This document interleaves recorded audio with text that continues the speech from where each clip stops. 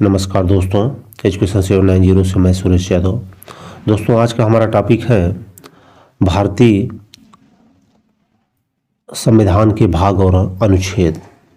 दोस्तों, ये बहुत इम्पोर्टेंट टॉपिक है। यहाँ से प्रश्न एग्ज़ाम में बहुत ज़्यादा बनते हैं तो इनको हम स्टेप बाय स्टेप देखेंगे। क्या है, स्टेप बाय स्टेप चेक करेंगे कि किस में क्या है। तो देखिए, इसमें भाग 1 जो है, इसमें संघ और उसका राज्य क्षेत्र। भाग 1 में क्या है, संघ और उसका राज्य क्षेत्र। ये ध्यान देना कि भाग 1, शेड्यूल 1 और आर्टिकल 1 सब में क्या होगा, संघ और उसका राज्य क्षेत्र। और अनुच्छेद इसका क्या है, 1 से 4 तक है, याद रखना। भाग 2 में नागरिकता है और अनुच्छेद कितना है, 5 से 11। भाग 3 में क्या है, भाग 3 में है मौलिक अधिकार। अनुच्छेद कितना है, 12 से 35। ये सब इंपॉर्टेंट है क्योंकि इनके ये अनुच्छेद भी याद रखना है, क्योंकि यहाँ से भी प्रश्न बनता है। तो भाग 3 में मौलिक अधिकार, अनुच्छेद 12 से 35। भाग 4 राज्य के नीति निर्देशक तत्व। भाग 4 राज्य के नीति निर्देशक तत्व, अनुच्छेद 36 से 51। और भाग 4 का जो एक्स्ट्रा जोड़ा गया, इसमें क्या है, मूल कर्तव्य है, अनुच्छेद 51A। यहाँ तक प्रश्न आपके काफ़ी इम्पॉर्टेंट है। अब भाग 5 में क्या है, संघ है। जब भाग 5 में संघ है तो उसके बाद क्या आएगा, राज्य। तो भाग 6 में क्या हो गया, राज्य। अब आता है भाग 7। तो भाग 7 जो है आपका डिलीटेड है। भाग 7 क्या है, डिलीटेड, कट है ये। भाग 7 कट है। भाग 8 में क्या है, संघ राज्य क्षेत्र है। संघ राज्य क्षेत्र किसमें है, भाग 8 में संघ राज्य क्षेत्र है, ये जरूर याद रखना। भाग 8 में संघ राज्य क्षेत्र। भाग 9 में पंचायत है, वेरी वेरी इंपॉर्टेंट, ये जरूर याद रखना, कई बार ये प्रश्न। भाग 8 में क्या है, पंचायतें हैं। अब भाग 9 क में नगर पालिका है। क्या है, नगर पालिका है। भाग 10 में अनुसूचित जनजाति क्षेत्र है। क्या है, अनुसूचित जनजाति क्षेत्र किसमें है, भाग 10 में। भाग 11 में संघ और राज्यों के बीच संबंध है। भाग 11 में संघ और राज्यों के बीच संबंध है। तो 1 और 1 11, तो संघ और राज्य, ऐसे करके आप इसको याद रख सकते हैं। 1 और 11, तो इसमें दोनों कौन मिलेंगे, संघ और राज्य। अब नेक्स्ट देखिए आता है भाग 12। भाग 12, तो देखो इसको अगर एक थोड़ा सा ध्यान देंगे तो 12वीं तो वित्त आ जाएगा, वी से वित्त। तो इससे आप ध्यान दे दें कि भाग 12 में वित्त, संपत्ति, समुदाय और वाद है। वित्त, संपत्ति, समुदाय और वाद है, तो बस इसका कोड रखना 12वीं। भाग 12 वित्त हो जाएगा। अच्छा, जब आपके पास पैसा होगा तो भाग 13 में क्या करेंगे आप, राज्य के भीतर वाणिज्य और व्यापार करेंगे। क्या करेंगे, अगर 12 में आपके पास पैसा आ गया, 13 में आप क्या करेंगे, व्यापार करेंगे। इसलिए ऐसे आप याद रख सकते हैं कि भाग 13 में क्या हो जाएगा कि हमें अब व्यापार करना है। अब भाग 14 में क्या है, अगर व्यापार में सफलता नहीं मिली तो हम संघ और राज्य के अधीन क्या करेंगे, नौकरी ढूंढेंगे। तो किस में आ जाएगा, भाग 14 में। भाग 14 में क्या हो जाएगा, अगर हमें 12 में पैसा आ गया हमारे पास, 13 में हमने व्यापार किया, भाग 14 में अगर हमें सफलता व्यापार में नहीं मिली तो हम क्या ढूंढेंगे, नौकरी। तो संघ और राज्यों के अधीन सेवाएं किस में आ जाएगा, भाग 14 में। भाग 14 में 14 का में अधिकरण है, इतना इम्पोर्टेंट नहीं है। भाग 15 निर्वाचन। तो 15 पानी याद कर लेना, पानी, प से 15 और नी से निर्वाचन। तो भाग 15 में क्या हो जाएगा, निर्वाचन। तो इसको कैसे याद रखेंगे, पानी, तो भाग पा से हो जाएगा भाग 15 और नी से निर्वाचन, ये जरूर याद रख लेना, ये भी पूछा जा चुका है। अब भाग 16 में क्या होता है, कुछ वर्गों के संबंध में विशेष उपबंध। कुछ वर्गों संबंध जो गरीब तबका है या वो है, उसके लिए क्या हो जाता है, भाग 16 में कुछ उसके लिए संबंध है। भाग 17 में राजभाषा है, इसको याद कर लेना, वेरी वेरी इंपॉर्टेंट, कई बार ये पूछा जा चुका है। भाग 17 राजभाषा। भाग 18 में है आपात उपबंध। आपात उपबंध, ये भी याद रखना, और इसके अनुच्छेद भी 352 से 360, 352, 356, 360। तो 21 में हो जाएगा। भाग 18 में आपात उपबंध। भाग 19 में प्रकीर्ण है जो इतना इम्पोर्टेंट नहीं है।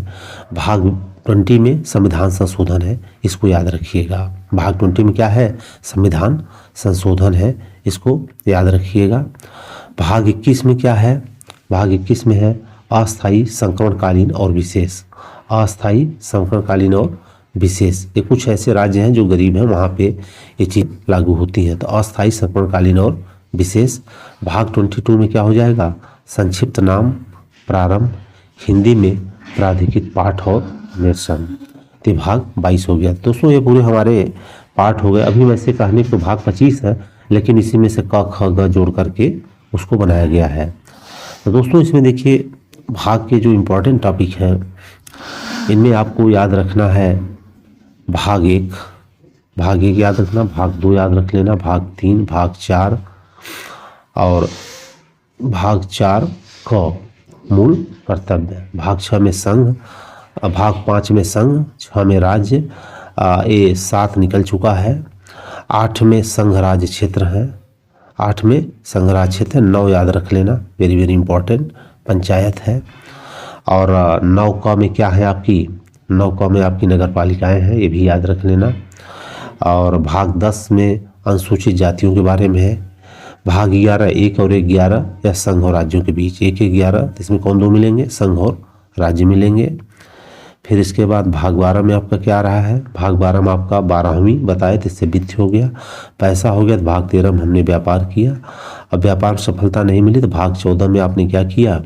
नौकरी की तलाश करने लगे, जो भाग 14 में है। भाग 14 में है, 14 का इम्पोर्टेंट है नहीं।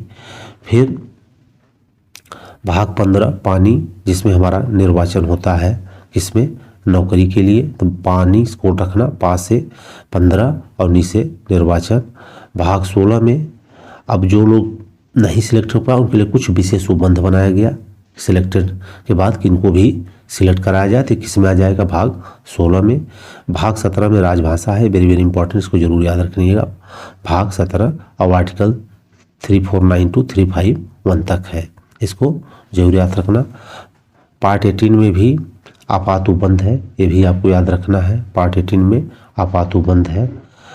पार्ट 20 भी वेरी इंपॉर्टेंट, इसमें क्या है आपका? संविधान संशोधन है, तो इसको याद रखिएगा। आर्टिकल 368, ये तीनों क्वेश्चन कई बार पूछे जा चुके हैं। भाग 20 संविधान संशोधन और अनुच्छेद 368। भाग 21 में अस्थायी संक्रमणकालीन है। भाग 20 में संक्षिप्त नाम प्रारंभ, हिंदी प्राधिकृत।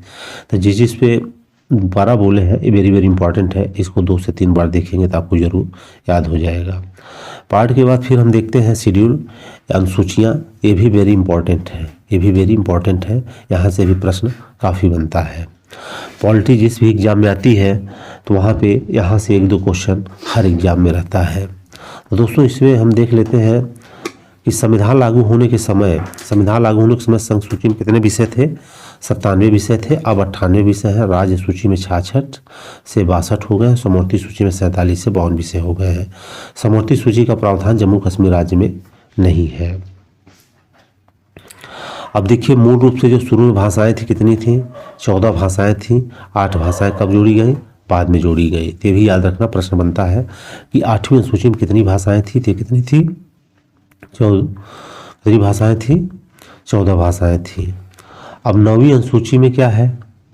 9वीं अनुसूची में संविधान संशोधन अधिनियम 1951, संविधान संशोधन अधिनियम 1951 द्वारा जोड़ी गई, जिसमें राज्य द्वारा संपत्ति अधिग्रहण के उपबंधों का उल्लेख है और इसमें कुल 284 अधिनियम है। ते भी याद रखना, वेरी वेरी इंपॉर्टेंट है। 9वीं अनुसूची, इसमें संविधान संशोधन अधिनियम 1951 को कई बार पूछता है। पहला संविधान संशोधन कब हुआ था? तो 1951 में ही हुआ था और ये संपत्ति अधिग्रहण का था। किसका था? संपत्ति अधिग्रहण का था। अब देखिए इसमें हमारी जो शुरुआती दौर में 14 भाषाएं थीं और बाद में 8 भाषाएं और जोड़ी गई, तो किस आर्टिकल के तहत तो जोड़ी गई थी, कब जोड़ी गई थी ये देख लेते हैं हम। तो देखो जो 1967 में सिंधी जोड़ी गई थी, ये याद रखना। सबसे पहले कौन जोड़ी गई थी? सिंधी, जो 1967 में। नेक्स्ट है 1992, 1992 में जोड़ी गई थी हमारी कोंकणी। क्या जोड़ी गई थी? कोंकणी 1992 में। इसका कोड याद रखना नमक। क्या याद करना? न-म-क, जिसमें न से हो जाएगा नेपाली, म से मणिपुरी और क से कोंकणी। नेक्स्ट आपका है 2004, जिसमें मैथिली, संथाली, डोगरी, बोडो। तो इसको याद रख लेना, बॉडमस। क्या रखना? बॉड। तो इसमें बॉडमस। तो इससे हो जाएगा B for Bodo, D for Dogri, M for Maithili और एस फॉर संथाली। तो इससे आपको याद हो जाएगा।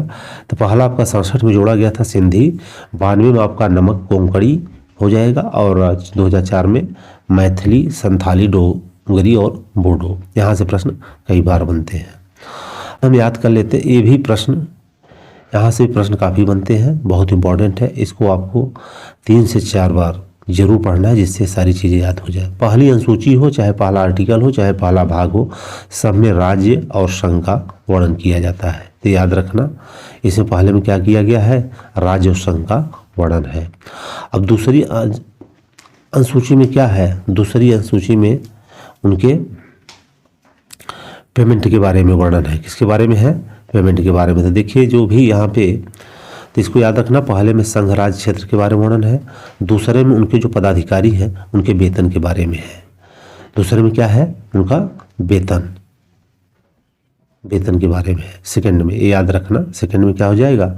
पहले संघ और राज्य के वर्णन है, फिर उनमें जो पदाधिकारी उनके वेतन और भत्ते, राष्ट्रपति, राज्यपाल, लोकसभा तथा विधानसभा का अध्यक्ष, उपाध्यक्ष, राज्यसभा, विधान परिषद, सभापति, उपसभापति, उच्चतम उच्च न्यायालय, भारत के नियंत्रक महालेखा आदि के वेतन भत्ते। तो इसको कुछ नहीं, आप जस्ट पहले में संघ हो जाएगा, दूसरे में वेतन, इतना याद रखना, बाकी सब पता कर लोगे। अब तीसरी अनुसूची में देखिए क्या होता है कि जिसको सरकार वेतन देगी तो उससे शपथ दिला देती। क्या करती है? शपथ। तो तीसरे में क्या है? शपथ है। तो जितने लोग भी मंत्री और सब हैं, इनको क्या लेना पड़ता है? शपथ लेना पड़ता है। तो पहले में संघ हो गया, दूसरे में आपका पेमेंट हो गई, वेतन, और तीसरे में क्या हो जाता है? शपथ। चौथी अनुसूची में आपका क्या हो जाएगा? इसमें राज्यसभा में स्थानों का आवंटन राज्यों तथा संघ राज्य क्षेत्रों के। तो अब हम देखते हैं चौथी अनुसूची में क्या आ जाएगा? राज्य में स्थानों का आवंटन राज्यों तथा संघ राज्य क्षेत्रों का उल्लेख है। तो इसको चौथी अनुसूची में क्या याद कर लेंगे हम? केवल राज्यसभा, इससे आपको याद हो जाएगा। तो इसमें क्या कर लेना? राज्यसभा। अब देखिए पांचवी में क्या हो जाएगा? अनुसूचित जाति। अनुसूचित जातियों के लिए विशेष नियंत्रण के बारे में उल्लेख है। किसमें है? चौथे में राज्यसभा है, पांचवें में अनुसूची, मतलब एससी क्षेत्रों के बारे में वर्णन है। अब छठा में क्या है? ये देखिए छठा में जो अनुसूचित जाति हैं उसमें असम, मेघालय, त्रिपुरा और मिजोरम के बारे में। किसमें है ये? छठी में है। तो इसको याद रख लेना, छठवीं अनुसूची में असम, मेघालय, त्रिपुरा और मिजोरम। ये 3 से 4 बार पढ़ेंगे। असम, मेघालय, त्रिपुरा, मिजोरम, छठी अनुसूची में इनका वर्णन है। अब सातवीं अनुसूची में क्या है?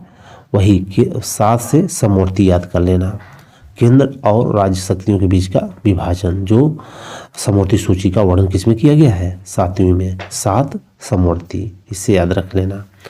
8वीं सूची में क्या है? 22 भाषाओं का उल्लेख है। ये भी वेरी वेरी इंपॉर्टेंट। भाषाओं का उल्लेख किसमें है? 8वीं सूची में। यहाँ से प्रश्न बनता ही है, इसलिए इसको जरूर याद रखना कि 8वीं सूची भाषा, 8वीं सूची भाषा। अब आ जाता है 9वीं अनुसूची। इसमें न्यायिक समीक्षा, प्रतिरोधी प्रावधान और भूमि सुधार संबंध एक्ट। सबसे पहले भूमि सुधार का ही हुआ था, जो 8 के बाद 9वीं अनुसूची में जोड़ा गया था। तो याद रखना कि भूमि सुधार का किस अनुसूची में जोड़ा गया है? तो 9वीं अनुसूची में जोड़ा गया है। अब देखिए इसमें 10वीं में क्या हुआ? दल बदल। 10वीं में क्या जोड़ा गया? दल बदल प्रावधान का, क्योंकि ये विकट समस्या थी, लोग चुनाव लड़के किसी और पाते थे, बाद में दूसरे दल में चले जाते थे। तो दल बदल संबंधी प्रावधान 10वीं में।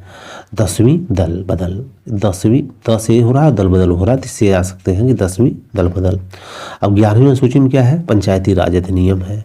और 12वीं में क्या है? नगर पालिका शक्तियाँ, प्राधिकार और उत्तरदायित्व के बारे में उपबंध है। तो दोस्तों 2 से 4 बार अगर इसको आप देखते हैं तो अवश्य आपको याद हो जाएगा। तो दोस्तों आज हमने देखा भाग और भाषा किस किस समय जुड़ी हैं और हमारी अनुसूचियाँ। तो दोस्तों अगर वीडियो आपको अच्छा लगा है तो वीडियो को लाइक करें और चैनल को दोस्तों अवश्य सब्सक्राइब करें, इससे हमारा मोटिवेशन बढ़ता है। और दोस्तों मैं बताना चाहता हूँ कि इसके पहले भी हमारे चैनल पे ऑलरेडी हिस्ट्री और ज्योग्राफी के इम्पोर्टेंट टॉपिक अपलोडेड है।